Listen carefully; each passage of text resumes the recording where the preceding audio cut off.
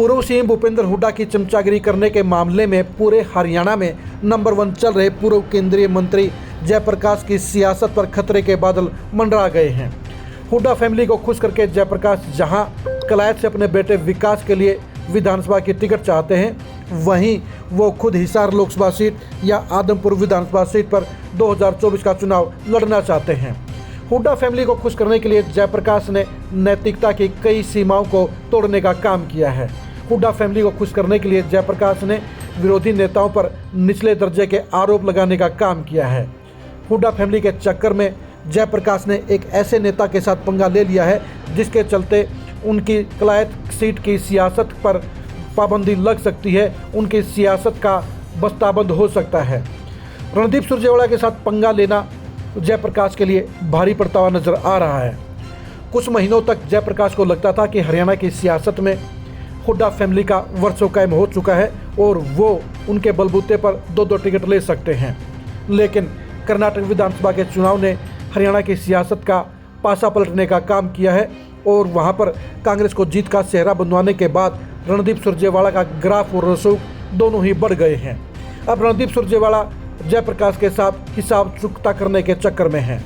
Hooda family को खुश करने के लिए जयप्रकाश ने चंडीगढ़ में हुई प्रदेश प्रभारी की पहली मीटिंग में ही रणदीप सुरजेवाला पर अपमानजनक टिप्पणी करने का काम किया था, जिसके चलते रणदीप सुरजेवाला के लिए सबसे बड़ा टारगेट जयप्रकाश बन गए हैं। जयप्रकाश को काटने के लिए रणदीप सुरजेवाला के पास अब सॉलिड वजह भी है। जयप्रकाश उपचुनाव में आदमपुर से ताल ठोक चुके हैं और 2024 के चुनाव के लिए अब रणदीप सुरजेवाला उनको कलायत की बजाय आदमपुर में ही फंसाने का काम करेंगे। रणदीप सुरजेवाला जहां जयप्रकाश को हिसार लोकसभा सीट का टिकट नहीं लेने देंगे, वहीं उनके बेटे विकास को भी कलायत सीट से पार्टी के टिकट पर नहीं उतरने देंगे। जयप्रकाश के खात्मे के लिए रणदीप सुरजेवाला के पास 2 विकल्प भी हैं। पहले विकल्प के तौर पर पूर्व मंत्री व संसदीय सचिव रामपाल माजरा हैं। रामपाल माजरा कैथल जिले की पॉलिटिक्स के एक बड़े खिलाड़ी हैं और रणदीप सुरजेवाला के साथ उनकी सालों से अच्छी ट्यूनिंग चलती आ रही है। रणदीप सुरजेवाला रामपाल माजरा को कांग्रेस में शामिल करवाकर 2024 के चुनाव में उन्हें कलायत सीट से टिकट दिलवाने का काम कर सकते हैं। अगर इस काम में किसी तरह की कोई समस्या आई तो रणदीप सुरजेवाला ने प्लान बी भी तैयार कर रखा है। रणदीप सुरजेवाला के संपर्क में अब सोशल एक्टिविस्ट श्वेता ढुल आ चुकी हैं। श्वेता ढुल भी कलायत की रहने वाली हैं और श्वेता ढुल 2024 के चुनाव में अपनी सियासत का आगाज करने का ख्वाब देख रही हैं। रणदीप सुरजेवाला के संपर्क में आने के बाद अब वो कांग्रेस में एक एक्टिव भूमिका निभा सकती हैं और रणदीप सुरजेवाला उन्हें जयप्रकाश के बेटे विकास की बजाय कलायत से टिकट दिलाने का काम भी कर सकते हैं। रणदीप सुरजेवाला इससे पहले 2014 में भी जयप्रकाश का कलायत से टिकट कटवाने का काम कर चुके हैं। 2024 में एक बार फिर वही घटना दोहराती हुई नजर आ रही है। रणदीप सुरजेवाला के वजन को लेकर जयप्रकाश ने गलतफहमी पालने का काम किया है। अगर जयप्रकाश ये सोचते हैं कि वो भूपेंद्र हुड्डा के बलबूते पर कलायत का टिकट ले लेंगे और इसके साथ साथ हिसार लोकसभा या आदमपुर सीट से चुनाव लड़ने में सफल हो जाएंगे, तो वो उनकी गलतफहमी ही कही जाएगी, क्योंकि कलायत की पॉलिटिक्स को लेकर वीटो पावर रणदीप सुरजेवाला के पास रहती हुई नजर आ रही है। रणदीप सुरजेवाला जींद और कैथल जिले में इस समय कांग्रेस के सबसे बड़े नेता हैं और 2024 के चुनाव में उनकी राय को भी बड़ी अहमियत दी जाएगी। ऐसे में रणदीप सुरजेवाला के लिए सबसे बड़ा टारगेट जयप्रकाश ही रहने वाले हैं, क्योंकि जयप्रकाश ने उनके साथ समझौता करने के बाद भी हुड्डा फैमिली के साथ नज़दीकियां और निष्ठा दोनों ही दिखाने का काम किया है। जयप्रकाश ने रणदीप सुरजेवाला को दरकिनार करके, उनको इग्नोर करके अपने लिए बड़ी परेशानी मोल लेने का काम कर लिया है।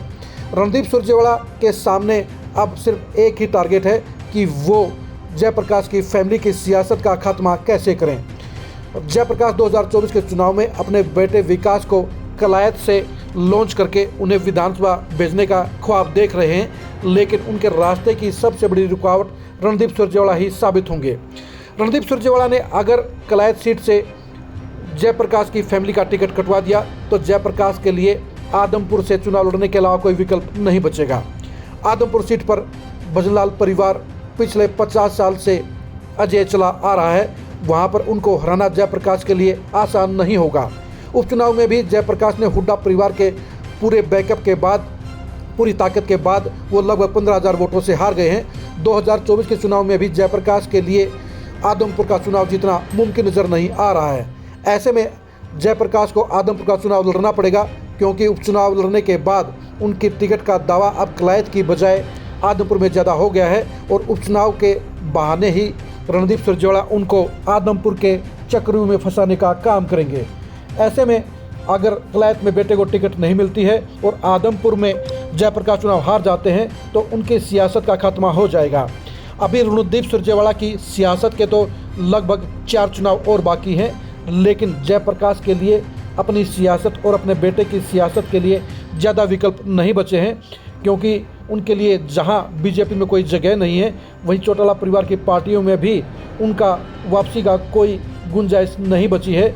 ऐसे में कांग्रेस के अंदर रहकर ही जयप्रकाश को पॉलिटिक्स करनी पड़ेगी, लेकिन कैथल की पॉलिटिक्स में उन्होंने रणदीप सुरजेवाला के साथ पंगा लेकर आ बैल मुझे मार की कहावत को साबित करने का काम किया है।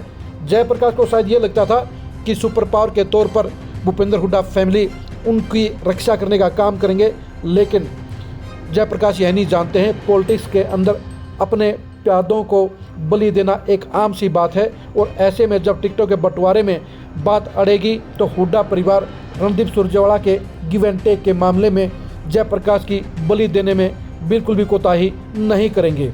यानी हुड्डा परिवार के चक्कर में पड़कर, हुड्डा फैमिली को खुश करने के चक्कर में जयप्रकाश ने रणदीप सुरजेवाला के साथ जो पंगा लिया है वो उनकी फैमिली की सियासत के खात्मे की सबसे बड़ी वजह बनती हुई नज़र आ रही है। रणदीप सुरजेवाला के साथ पंगा लेना जयप्रकाश को निश्चित तौर पर भारी पड़ेगा और जो 2024 में उनकी सियासत को बड़ा नुकसान पहुंचाने का काम कर सकता है। रणदीप सुरजेवाला की मार से बचना जयप्रकाश के लिए आसान नहीं होगा। जयप्रकाश की रक्षा के लिए हुड्डा फैमिली भी फ्रंट पर नहीं आएगा, क्योंकि डिप्लोमेटिक पॉलिटिक्स के अंदर बड़े नेता कभी भी आमने सामने नहीं टकराते हैं और ऐसे में वो एक दूसरे की सेफ्टी के लिए, एक दूसरे की बातों को मानने के लिए अपने अपने प्यादों को बलि चढ़ा देते हैं। ऐसे में साफ तौर पर नज़र आ रहा है कि 2024 में कलायत की पॉलिटिक्स को लेकर रणदीप सुरजेवाला के साथ हुड्डा फैमिली पैचअप करने का काम करेगा और ऐसे में जयप्रकाश के बेटे को टिकट मिलने का रास्ता बंद होता हुआ अभी से नज़र आ रहा है। यानी रणदीप सुरजेवाला अब निश्चित तौर पर जहां कलायत से जयप्रकाश के बेटे को टिकट नहीं लेने देंगे, वहीं उनको आदमपुर के चक्र में फिर से फंसाने का काम करेंगे और इस तरह से एक तीर से 2 शिकार करने का काम रणदीप सुरजेवाला कर लेंगे। जयप्रकाश कभी भी इस बात को नहीं समझ पाए कि कैथल जिले के पॉलिटिक्स में कांग्रेस की टिकट हासिल करने के लिए उनको रणदीप सुरजेवाला का समर्थन लेना बेहद ज़रूरी है। 2 साल पहले जयप्रकाश ने रणदीप सुरजेवाला के साथ पैचअप करने की नौटंकी भी की थी, लेकिन चंद ही महीनों के बाद वो दोबारा से हुड्डा फैमिली की गोद में जाकर बैठ गए और रणदीप सुरजेवाला के साथ पंगेबाजी शुरू कर दी। ये पंगेबाजी जयप्रकाश को भारी पड़ेगी, जो उनकी सियासत के खात्मे का सबब भी बन सकती है। कैथल की पॉलिटिक्स में रणदीप सुरजेवाला और जयप्रकाश की इस घमासान की अंदरूनी खबरों को जानने के लिए आप लगातार खरी खरी न्यूज़ के साथ जुड़े रहिए। आप हमारे फेसबुक पेज को लाइक कीजिए और यूट्यूब चैनल को सब्सक्राइब कीजिए। नमस्कार।